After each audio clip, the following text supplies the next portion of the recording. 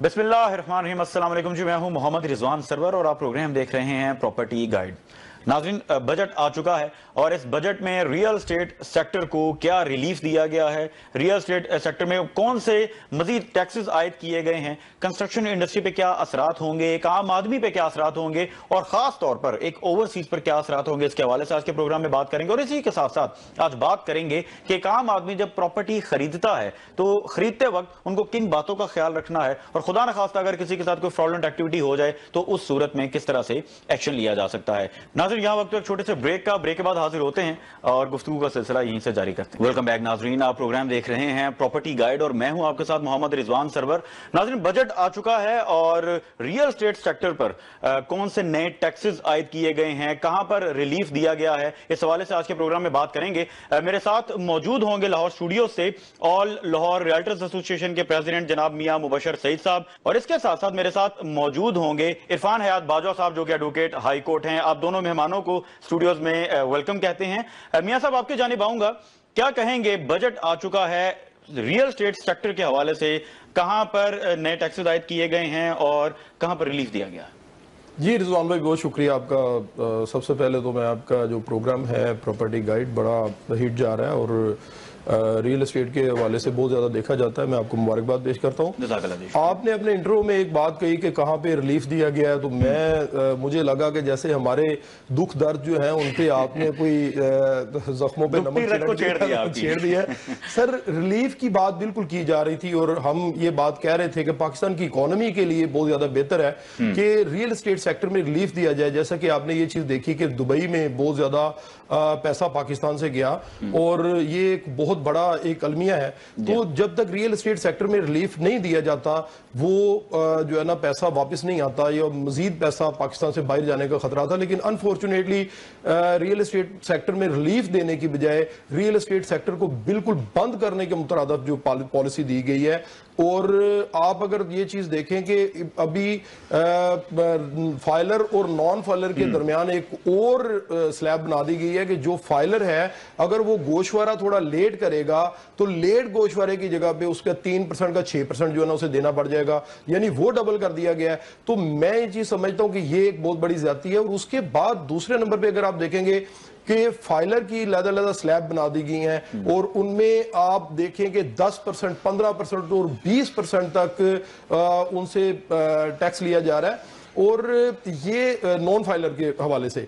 तो मैं ये चीज समझता हूं कि सबसे पहले अगर आप ये चीज देखेंगे कि पाकिस्तान के अंदर सिर्फ नॉन फाइलर की इस्तेलाह इस्तेमाल की जाती है, वरना हुकूमत के लिए क्या बड़ी बात है कि नॉन फाइलर और फाइलर का होना ये चाहिए कि टोटल लोग जो है उन्हें फाइलर किया जाना चाहिए और फाइलर करने के बाद जो अपना गोशवारा नहीं जमा करवाता उस पे उसे प्लेंटी डालते हुए उसे बढ़ाना चाहिए और उसके मुताबिक लेके चलना चाहिए। लेकिन मैं ये चीज समझता हूं कि हुकूमत को सबसे ज्यादा फायदा जो है लोगों को नॉन फाइलर रखने में है और उसी में जो है ना सबसे ज्यादा टैक्सेस भी लगाए गए हैं। और रियल एस्टेट कम्युनिटी जो है वो बहुत ज्यादा नाला है, जिन्हें बहुत ज्यादा उम्मीदें थी इस बजट के साथ, इस गवर्नमेंट के साथ कि ये कारोबारी लोग हैं और ये हमारे मामलात को समझते हैं। लेकिन यानी मियां मुबशर सईद साहब, आप ये फरमा रहे हैं कि रिलीफ किसी किस्म का नहीं दिया गया बल्कि मजीद टैक्सेस आयद कर दिए गए हैं और गालिबन कंस्ट्रक्शन के हवाले से भी जो सीमेंट की बोरी है या इस तरह के जो मामला है कंस्ट्रक्शन मटेरियल की अगर हम बात करें तो उसमें भी इजाफा किया गया है कीमतों में। जी बिल्कुल,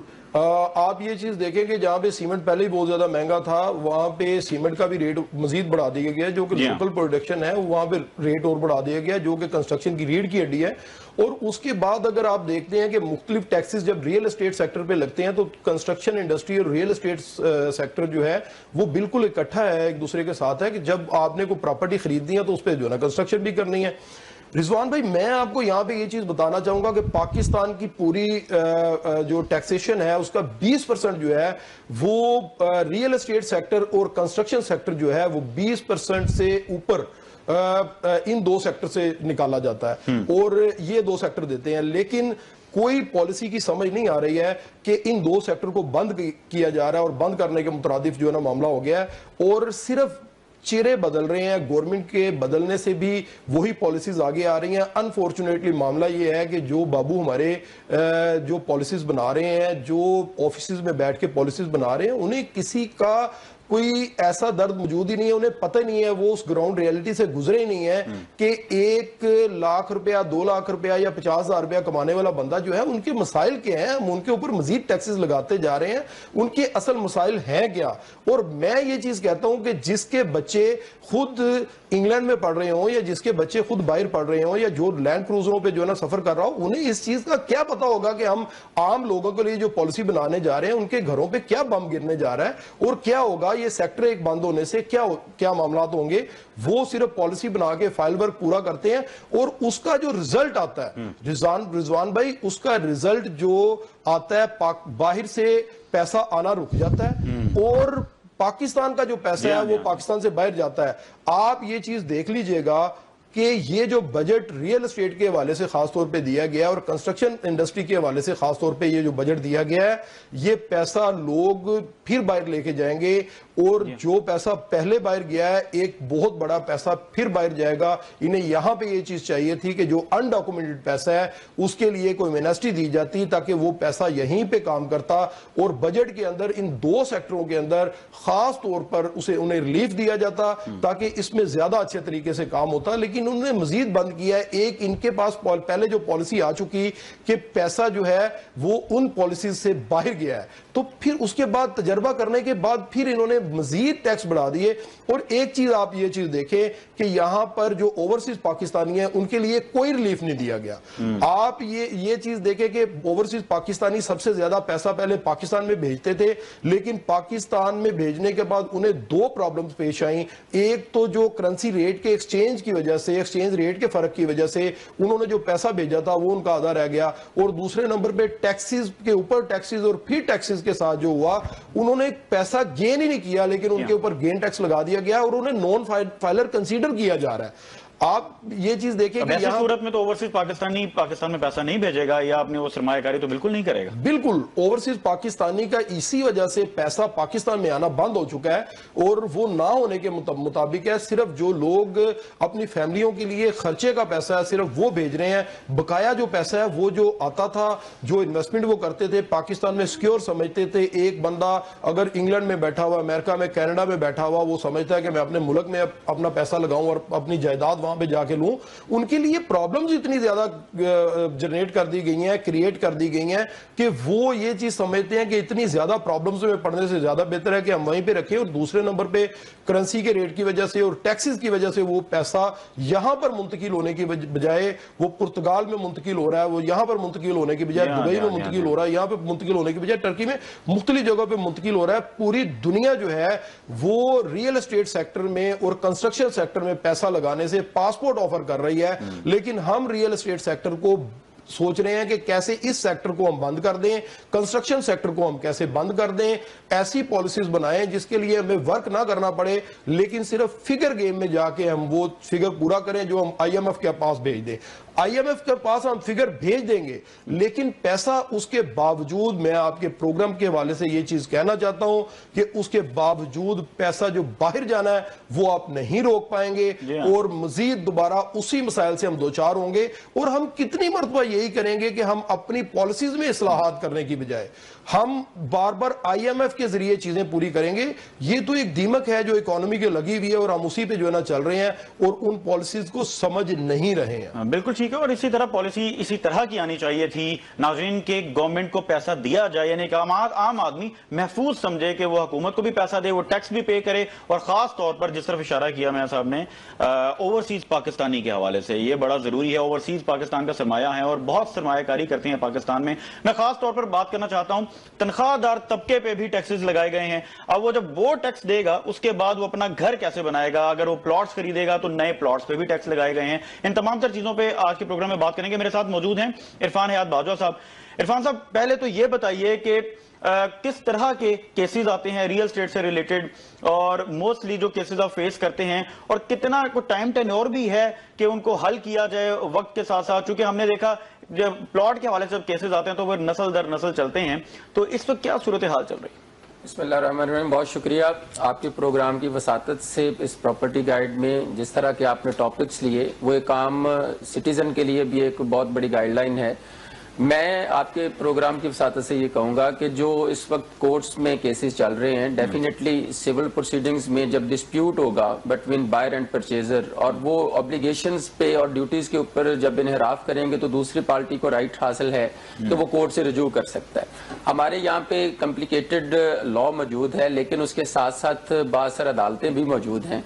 अगर आपके पास एक रिटन एग्रीमेंट है और उसके अंदर ऑब्लिगेशंस हैं और ड्यूटीज हैं और उन ड्यूटीज की वायलेशन में कोई पार्टी जो है वो परफॉर्म नहीं करती, तो आप सूट पर स्पेसिफिक परफॉर्मेंस में जाके ऑनरेबल कोर्ट से रजू करते हैं कि हमारा ये कॉन्ट्रैक्ट है उसको परफॉर्म करवाया जा सके। अच्छा। यहाँ तक कोर्ट्स में ये बात की जाती है कि टाइम टेकिंग केस होते हैं, उस सिलसिले में यहाँ पे कोई प्रोसेस इस वक्त मैं ये कहूंगा आपके प्रोग्राम की वसातत से कि अब अमेंडमेंट्स जो हैं वो प्रपोज भी हुई हैं पंजाब बार काउंसिल के प्लेटफॉर्म से, और उसके साथ साथ जो लॉ के अंदर भी सीपीसी में भी अमेंडमेंट की गई हैं, जिसमें मॉडर्न डिवाइसेस की सूरत में जो अपीयरेंस ऑफ पार्टीज थी, जिसके ऊपर एक प्रोसेस होता था कि वो नोटिस है, सम्मन है, और उस प्रोसेस में बड़ी देर लगती थी, कुछ 6-6 माह लग जाते थे पार्टीज के अपीयरेंस में, वो शॉर्ट प्रोसेस में अब हुए हैं। 1-2 डेट्स के ऊपर उनकी अपीयरेंस जो है वो इंश्योर हो जाती है। उसके साथ केसेस में एविडेंस के ऊपर जब आपका केस आता है तो आपका अगर रिटन एग्रीमेंट है उसके ऊपर जो राइट्स हैं, डेफिनेटली उसके ऊपर ऑनरेबल सुप्रीम कोर्ट ने भी अब जो है वो बड़ा क्लियर व्यू दिया हुआ है कि जो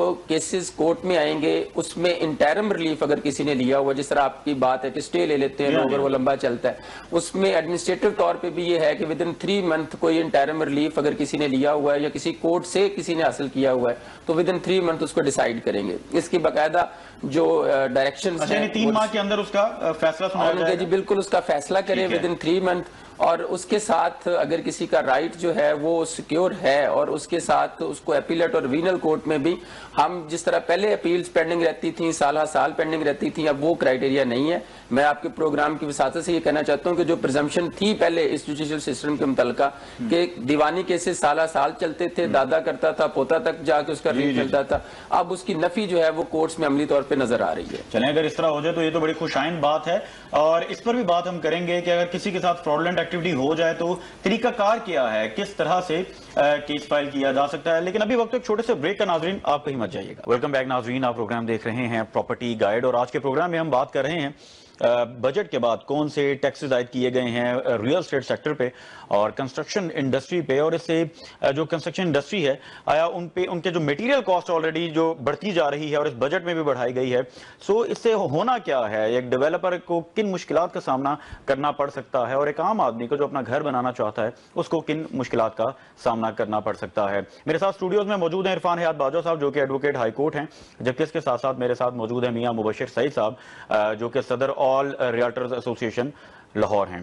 तो इरफान साहब आपके जानिब आऊंगा, ब्रेक से पहले आपसे बात हो रही थी, उसी को कंटिन्यू करते हैं। आपने बताया कि केसेस बहुत से आते हैं लेकिन 3 माह के अंदर अब फैसला सुना दिया जाता है, इस तरह से मैकेनिज्म बनाया गया है।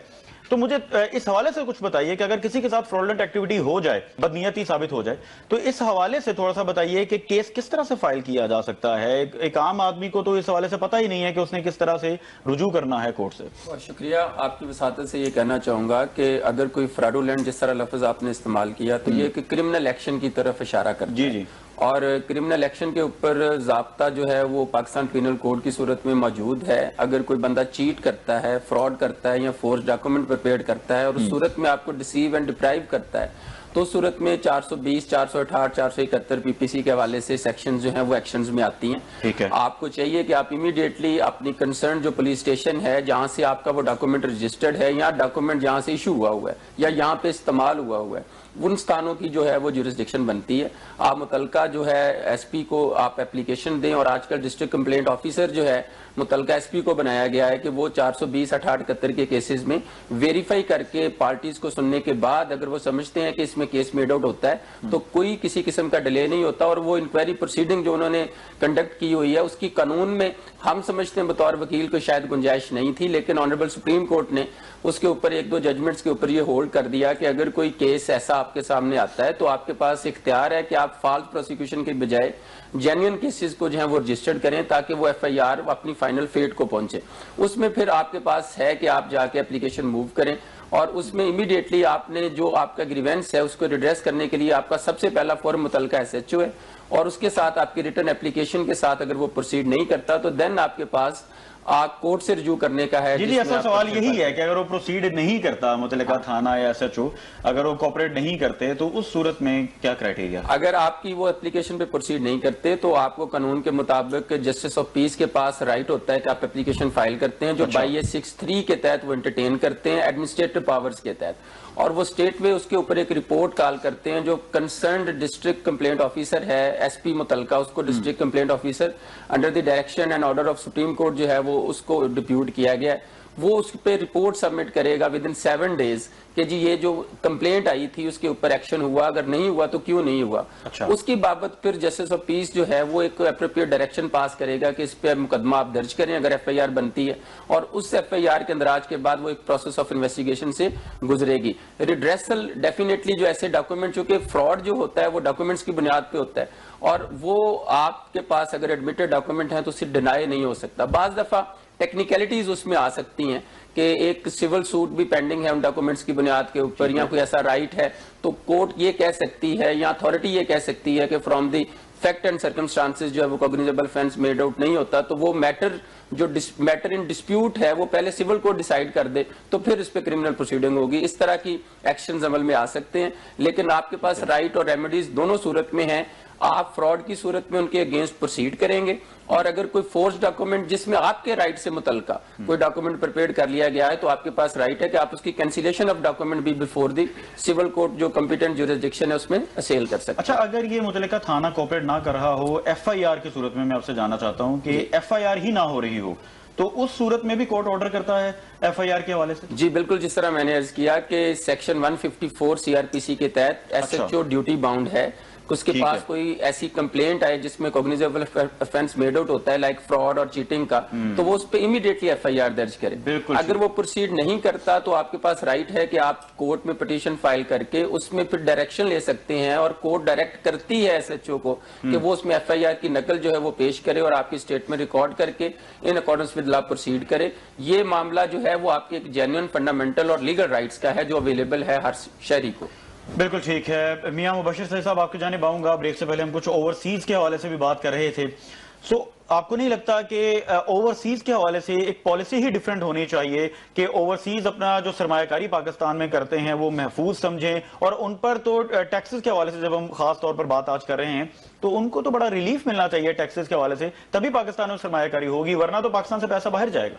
जी बिल्कुल रिजवान भाई, मैं बिल्कुल ओवरसीज के साथ एक मजीद ऐड करना चाहूंगा कि जो हम बात करते हैं आम पाकिस्तानी की, ठीक है, मैं ये चीज समझता हूँ कि सबसे ज्यादा जो ज्यादती की जाती है वो टैक्सेस के हवाले से हो या किसी भी चीज के हवाले से हो, एक आम पाकिस्तानी के साथ जो है और जो आम तबका है उसके साथ जो है ना सबसे ज्यादा इस टाइम वो पिस रहा है और उसके साथ ज्यादती हो रही है। और ओवरसीज पाकिस्तानी जो है उनके पास ऑप्शन मौजूद है कि वो पैसा पाकिस्तान में ना भेजें, अगर उनके साथ यहाँ पे बेहतरी नहीं होती तो वो पैसा पाकिस्तान ना भेजें। अभी बाजवा साहब हमारे पास बैठे हुए माशाल्लाह बता रहे हैं जो तरीकाकार हैं, अगर किसी के साथ कोई फ्रॉड होता है या कैसा मामला, लेकिन आप ये चीज देखें कि अगर यहाँ पे नस्लों के हिसाब से केस चलते हैं, कानून तो मौजूद है लेकिन नस्लों के हिसाब से केस चलते हैं। सबसे पहली चीज ये है कि ओवरसीज पाकिस्तानी के लिए अदालतें अलग होनी चाहिए।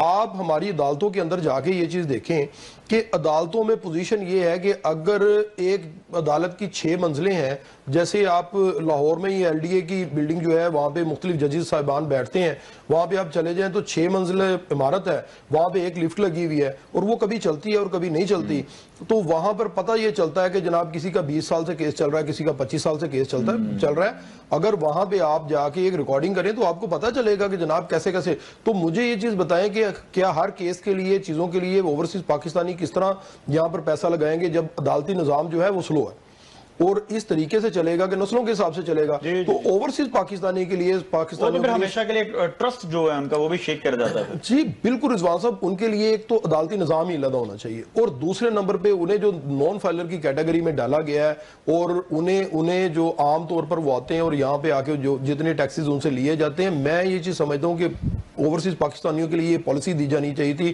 कि जो रेमिटेंस अगर वो बाहर से भेजें और उस पर कोई किसी किस्म का टैक्स ही ना हो, वो उससे जो चीज़ खरीदें उससे चीज़ खरीदने पे उन्हें टैक्स ना लगाया जाए और उन्हें कोई ना कोई जो है ना वो फ्रीडम, कोई आज़ादी उन्हें दी जाए कि वो यहाँ पर पैसा लगा सकें और वो जब पैसा अगर ले जाना चाहें तो वो आज़ादी से लेके भी जा सके। उन्हें पता हो कि ऐसा नहीं है कि जब हम बेचने के लिए जाएंगे तो हम पे 20% टैक्स लगा दिया जाएगा या 25% हम पे या 15% हम पे टैक्स लगा दिया जाएगा। सबसे बड़ी चीज़ ये है कि ओवरसीज पाकिस्तानी जो है उनका इत्माद बहाल करना होगा हमें, ताकि वो पैसा बाहर से यहां भेजें। सबसे बड़ी चीज अगर आप देखेंगे, मैं दूसरी बात कर रहा था आपसे रिजवान साहब के, हम बात करते हैं एक आम आदमी की, जब हम आम आदमी की बात करते हैं बजट में भी मेरे ख्याल से आम आदमी का लफ्ज जो है वो को 200 मरतबा इस्तेमाल किया गया, लेकिन वो 200 से ज्यादा मरतबा उस पे बर्डन डाला गया, उसका नाम लेके और उसे रिलीफ के नाम पे उस पे बर्डन डाला गया। मुझे ये चीज बताएं कि क्या ये जितना पैसा बाहर गया है, जो दुबई में पैसा गया है, ये बेचारे आम आदमी का गया है? टैक्स तो यहाँ पे आम आदमी से लिया जा रहा है। जितनी हमारी अशराफिया है यहाँ पे, अशराफिया कौन सा टैक्स दे रही है? वो तो टैक्स दे ही नहीं रही। उनकी जो इनकम है वो इनकम जो डिक्लेयर्ड इनकम है, अब अशराफिया में अगर मैं बात करूं, अगर आप मेरी बात इसी तरह से चला सकें तो मैं ये चीज समझता हूं रिजवान साहब के यहां पर जो उनकी अंडर द टेबल इनकम है, अगर उस पे टैक्स लगा दिया जाए को 25%, तो मेरे ख्याल से पाकिस्तान का जो टैक्स इकट्ठा होता है 100% से ऊपर जो है ना वो टैक्स हो जाएगा।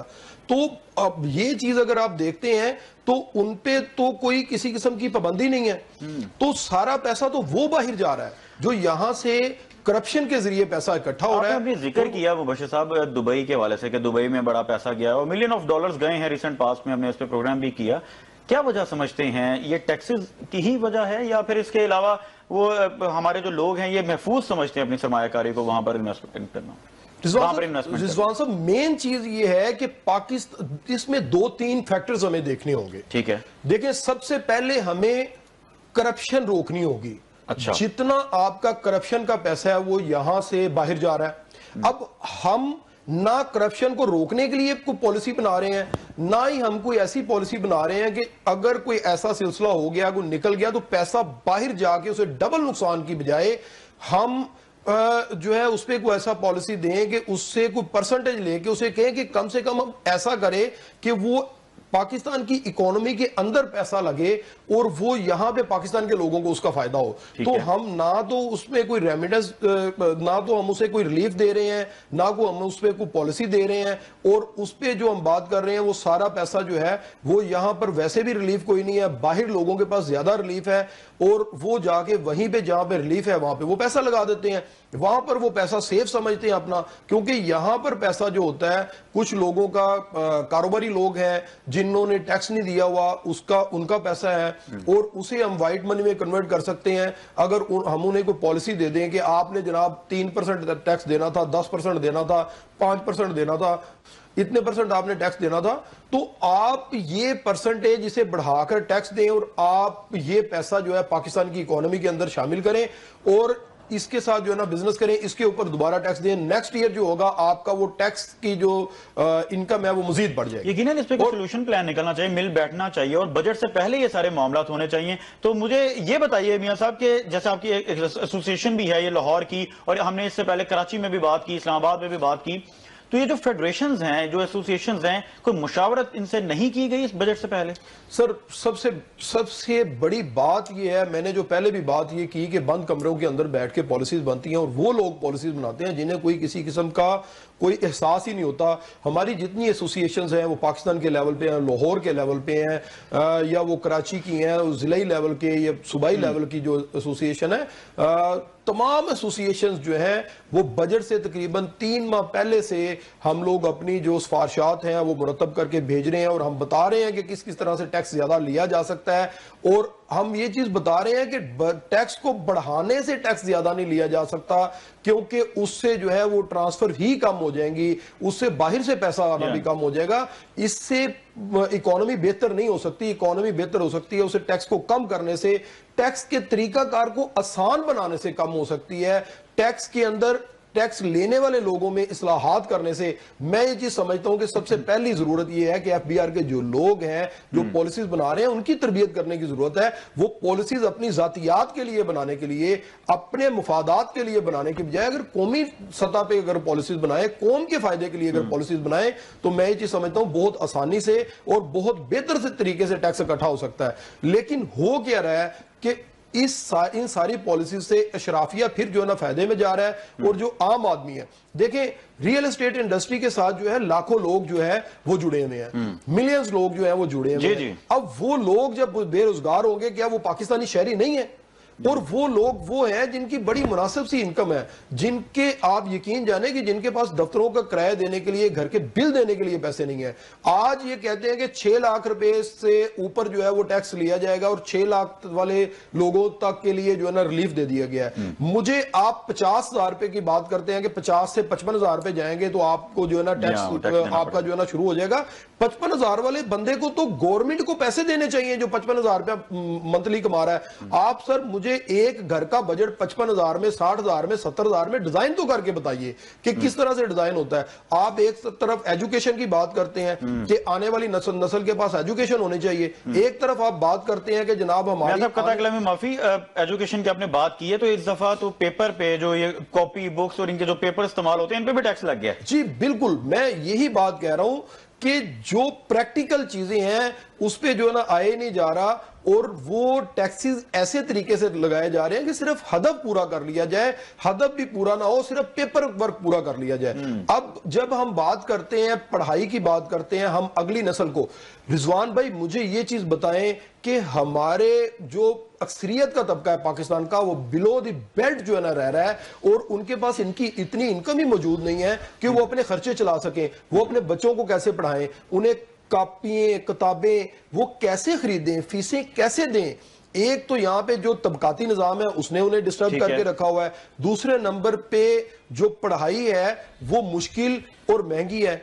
आप पढ़ाई के बाद ये चीज देखें कि उनका खर्चा आप बनाएं, घर का किराया बनाएं, बिजली का बिल बनाएं। आपका 20,000 रुपया तो आम घर का जो है ना बिल आता है, तो वो बेचारा जो है ना वो 50,000 रुपए वाला वो बिल कहां से दे, जो पंखा लाइट और वो चीजें भी बहुत सी स्लैब्स बन चुकी हैं। सर हम ये चीज कहते हैं, हम फिर सारा उन पे मलबा डाल के, सारा उन्हें जो है डिस्टर्ब करके हम ये चीज कहते हैं कि जनाब हमने आम पाकिस्तानी के लिए बजट। सर आम पाकिस्तानी तो मर गया है, काश हम उसके मुताबिक जो है ना चलते और हम उसके मुताबिक देखते। जब किसी के घर का खर्चा नहीं चलेगा रिजवान भाई, जब किसी के घर में कोई बीमारी होगी, किसी को वालदा बीमार होगी, किसी का कोई घर में वैसे कोई बीमार होगा, उसका खर्चा नहीं चलेगा तो क्राइम में इजाफा होगा, वो क्रिमिनल बन जाएगा। और हम दावत दे रहे हैं कि आपको सीधे तरीके से पैसे नहीं मिलते, आप इस तरफ आए।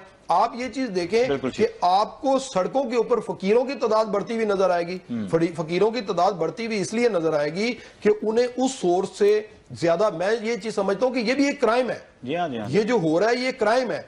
हम अगली नस्ल जो है हवाले से भी यकीनन रोकथाम होनी चाहिए। ये फिर खुलेआम हम देखते हैं चोरी डाके, इनमें भी बहुत इजाफा हो रहा है और बड़े शहरों में हो रहा है। बिल्कुल इरफान बादो साहब आपकी जानिब आऊंगा, क्विकली ये भी बताइए कि एक आम आदमी, जब आम आदमी की जो कि बात हो रही है, काफी दफा इस्तेमाल हुआ आम आदमी, हमारे बजट में भी इस्तेमाल हुआ, तो आम आदमी जब प्रॉपर्टी खरीदे, क्योंकि जिस तरह के टैक्सेस लग गए उसके बावजूद हर शख्स अपना घर तो बनाना चाहता है। वो इनफैक्ट हर शख्स जो है वो डायरेक्टली रियल एस्टेट सेक्टर के साथ मुंसलिक है। तो जब वो अपना घर बनाना चाहता है या अपना कोई प्लॉट खरीदना चाहता है, तो ये जो प्रिकॉशंस क्या हैं, किन बातों का ख्याल रखना है उसे खरीदने से पहले?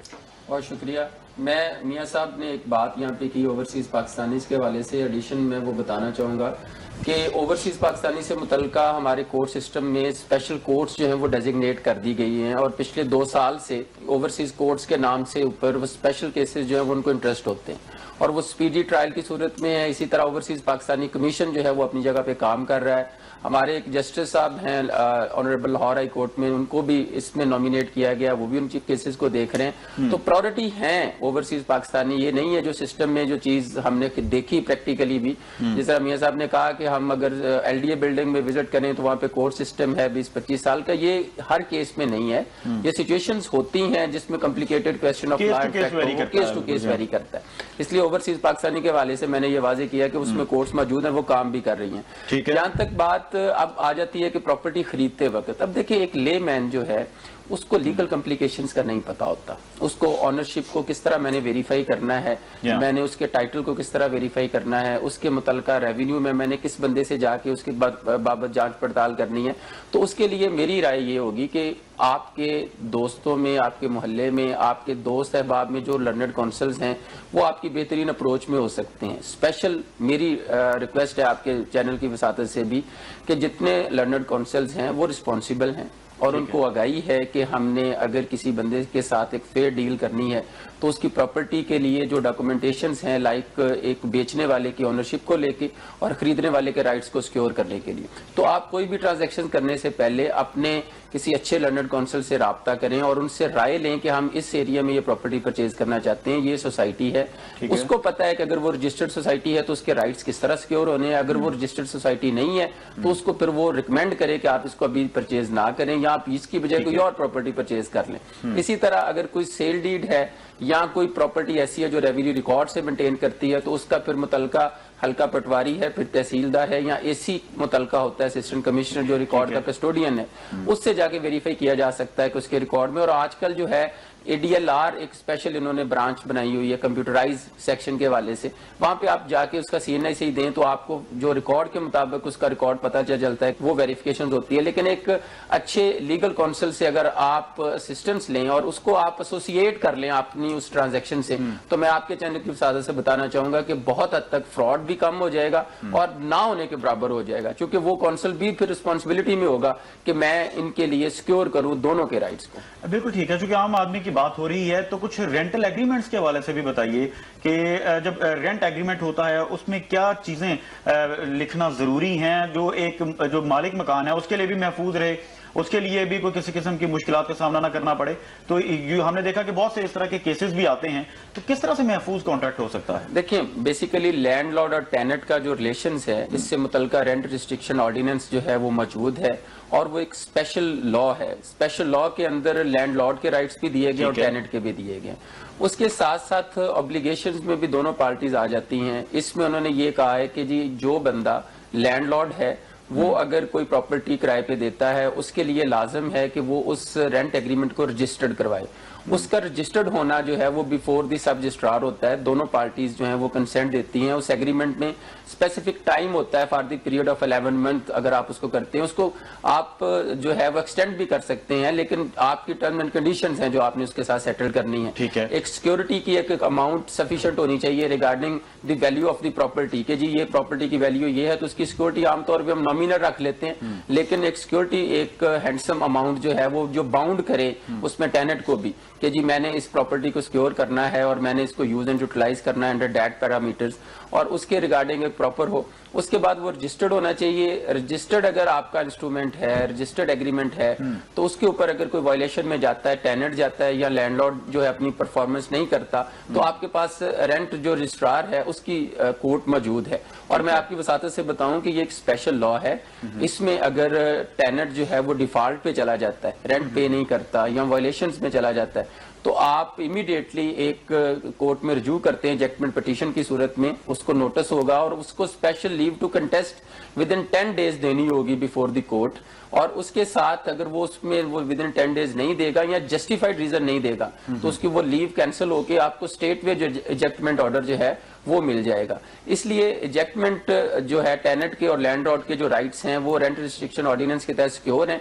इसके साथ आपकी एडिशन से मैं ये भी बताऊं कि अब जो मामला बन रहा है यहाँ पे लाहौर की अगर हम बात करें तो बहुत सारी ऐसी सोसाइटीज हैं जो डेवलप हुई हैं और रेंट के हवाले से जो लैंडलॉर्ड हैं टेनेंट के डिस्प्यूट्स भी आए हैं। इसके साथ साथ थानों में भी ये मसाइल हैं और इसके ऊपर एक स्पेशल लॉ मौजूद है पीनल प्रोविजन के तहत कि अगर आपने किसी बंदे को किराएदार रखा है तो उसका आपने डाटा जो है बाकायदा तौर पे थाने जाकर रजिस्टर्ड करवाना है। थाने में डाटा दिया नहीं जाता, उसकी वजह से मसाइल आते हैं। अब आपके CNIC में जब वो थाने में जाएगा, आपके टेनेंट का आप लेके जाएंगे तो उसके ऊपर आज पुलिस ने बड़ी हद तक, ये मैं प्रोग्रेस कहूंगा, उन्होंने की हुई है कि आपका CNIC इंटर करेंगे, अगर आपका क्रिमिनल रिकॉर्ड है तो वो सारे का सारा सामने आ जाएगा, वहां पे ही आपके लिए मसाइल खत्म हो जाएंगे।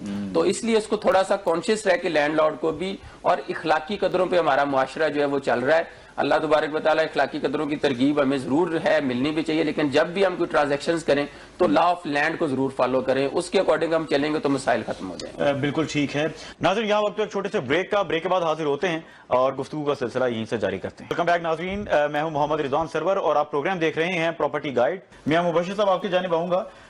हमने बात की मटेरियल कॉस्ट की, जो कंस्ट्रक्शन के हवाले से, तो उसमें भी इजाफा हुआ है और जहां पर कोई बेहतरी होगी यकीनन हम उस हवाले से भी बात करते हैं। जहां पर बोझ की बात है टैक्स के हवाले से, उस पर भी हमने बात करना हमारी जिम्मेदारी है।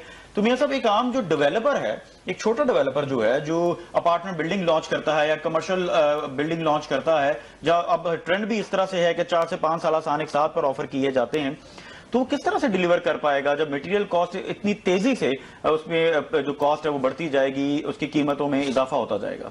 जी रिजवान साहब, मैं आपकी इजाजत के साथ थोड़ा सा बाजवा साहब को पहले रिस्पॉन्ड करना चाहूंगा। जी माशाल्लाह बाजवा साहब लॉयर हैं और इनका घर है अदालत और इन्हें तो उस तरह से महसूस नहीं होता, लेकिन ओवरसीज पाकिस्तानियों की जब हम बात कर रहे हैं, चलें लोकल जो है हम लोग तो आदी हैं सर, जो है ना कहीं पे भी इस तरह से जो है ना जानेंगे, लेकिन जब ओवरसीज पाकिस्तानियों को मैं रुलते हुए देखता हूँ, मैं प्रोग्राम के बाद जो है ना जी, मैं बाजवा साहब को कुछ पेपर दे दूंगा जो 6-6 साल से 7 साल से ओवरसीज पाकिस्तानी जो है वो अदालतों में रुल रहे हैं सर, और वहां पे वो फिर रहे हैं और उनके लिए कोई सुनवाई नहीं है। ये अच्छा। हमें एक चीज बड़ी जो है ना ये देखने की है कि लॉ बन जाते हैं, चीजें बन जाती हैं, लेकिन जो लोग वहां पर लोग जाके रोल रहे हैं और उन्हें इंसाफ नहीं मिल रहा, अदालतें तो अगर बन भी गई हैं और वहां पे उन्हें फिर उसी तरह से इंसाफ नहीं मिल रहा, तो मैं ये चीज समझता हूं कि इंसाफ का लेट मिलना जो है वो ना मिलने के मुताबिक। बिल्कुल, जब इंसाफ मिलेगा मियां साहब तो यकीनन इन्वेस्ट करेगा, ट्रस्ट बहाल होगा। मैं दूसरे नंबर पे दूसरी बात मैं यानी दुख के साथ और दर्द के साथ तकलीफ पस्त इखलाकी इक़दार है। मेरा ख्याल है कि हम दुनिया में सबसे ज्यादा उम्रा करने वाले लोग हैं और सबसे ज्यादा करप्शन में ऊपर जाने वाले लोग हैं। अगर हम सच बोल के यहीं से दी जाती है ज़कात भी सबसे ज्यादा, तो हम अगर सच बोल के जो है ना चले, हम सही बात करेंगे तो हमारे अंदर इस्लाहात वैसे आएंगी। और दूसरे नंबर पे मैं जो आप बात कर रहे हैं कंस्ट्रक्शन के मटीरियल के हवाले से आपने बात की, बड़ा अच्छा सवाल है। आप यकीन जानिए कंस्ट्रक्शन के साथ बहुत सारी चीजें जुड़ी हुई हैं। जब आप पेट्रोल को महंगा करते हैं, बकाया चीजों को छोड़ दें, जब आपने पेट्रोल महंगा किया है तो जो बजरी जिस ट्रक के ऊपर आ रही है सर, वो बजरी तो महंगी हो गई, ईंट रोड़ा और हर चीज महंगी हो गई।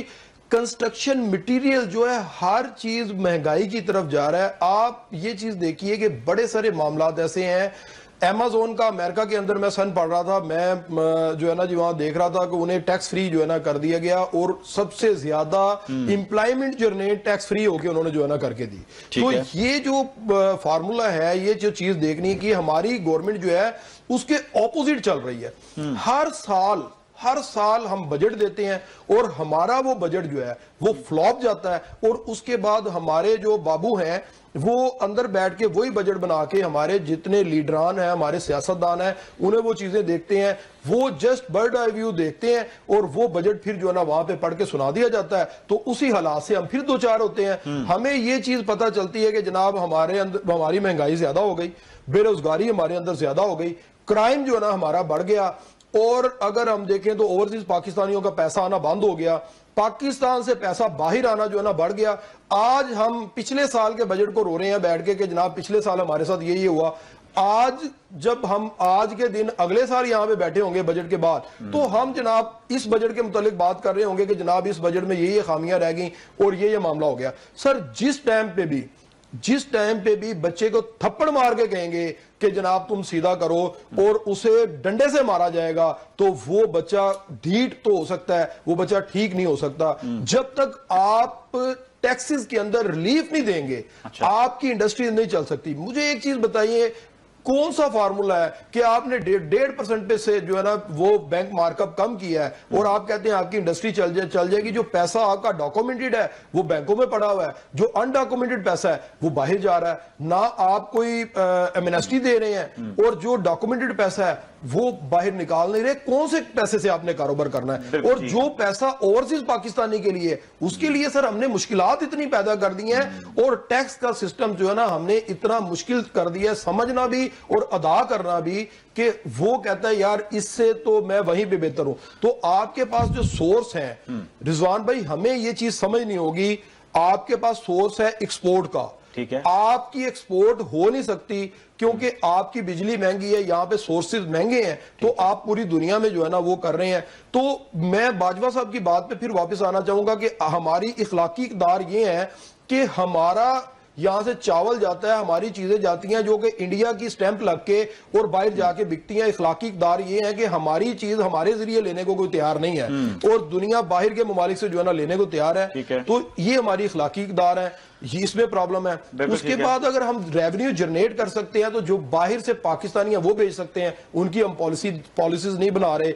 जो यहां से है, यहां से बैंकों के जरिए नहीं हो सकता। सर हम कौन से ख्यालात में बैठे हुए हैं कि हम जनाब इसे बेहतरी की तरफ लेके जा रहे हैं, ये तो सिर्फ सोचना पड़ेगा और देखना पड़ेगा। मैं आपके प्रोग्राम के हवाले से ये चीज जरूर पहुंचाना चाहूंगा कि इमीडिएटली ये हम जितनी बातें करते हैं, बीइंग अ पाकिस्तानी हमारा मरना जीना जो ना यहाँ पे है, बीइंग अ पाकिस्तानी जो है ना हम ये बातें करते हैं। इस वक्त मियां साहब आपकी बातों से लग रहा है कि फौरी रिलीफ ना मिला तो रियल एस्टेट सेक्टर जो है वो अपनी आखिरी दम पर है और खास तौर पे जो एक डेवलपर है, एक बिल्डर है, वो डिलीवर नहीं कर पाएगा। रिजवान भाई हमें ये चीज समझनी चाहिए कि खाली रियल एस्टेट सेक्टर को अगर ये सोच रहे हैं कि वो खत्म हो जाएगा तो खाली रियल एस्टेट सेक्टर नहीं खत्म होगा। बहुत से लोगों का रोजगार, रियल एस्टेट सेक्टर जो है वो बड़ी सारी इंडस्ट्रीज के साथ जुड़ा हुआ है और रियल एस्टेट सेक्टर को अगर आप देखेंगे, दुबई के अंदर रियल एस्टेट सेक्टर चलता तो पूरी इकोनॉमी जो ना बेहतर हो जाती है। अगर पुर्तगाल के अंदर चलता तो पूरी इकोनॉमी बेहतर होती है। कनाडा के अंदर चलता तो पूरी इकोनॉमी बेहतर होती है।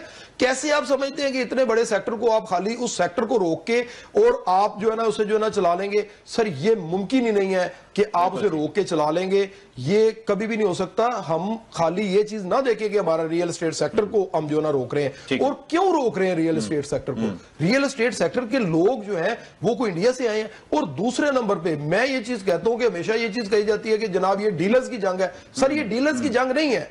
डीलर के ऊपर टैक्स नहीं लगाया गया है, टैक्स लगाया गया है बायर पर और सेलर पर। बिल्कुल, हम जो आम आदमी पर जो भी जंग लड़ते हैं हम उसकी लड़ते हैं।